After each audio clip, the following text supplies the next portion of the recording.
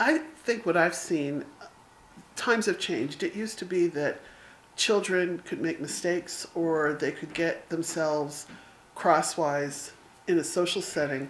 Their parents would be called in, they might be suspended, but there was an attempt to help the child grow and learn. Then you got zero tolerance policies.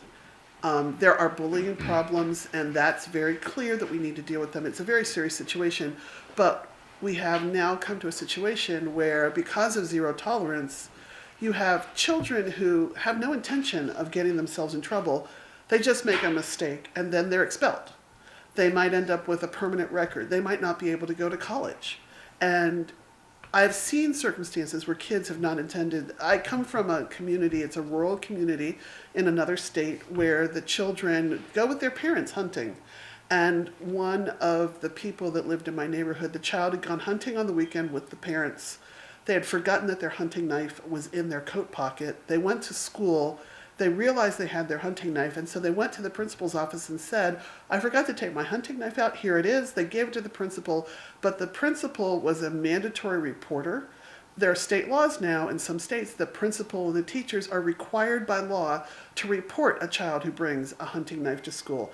The principal who does not do that gets fired. The principal doesn't want to report it, but they have to. So this child was supposed to be expelled for doing the right thing. And it ended up in the national news.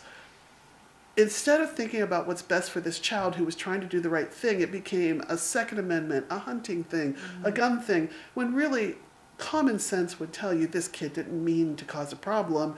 Why don't we figure out how to make sure this kid stays in school and graduates and goes to college, as opposed to having a criminal record, never goes to school, never gets a job. So I find that very disturbing. But there are other things where children may or may not have done something. Alcohol may or may not have been involved, especially when you have high school kids and they are involved in a romantic relationship.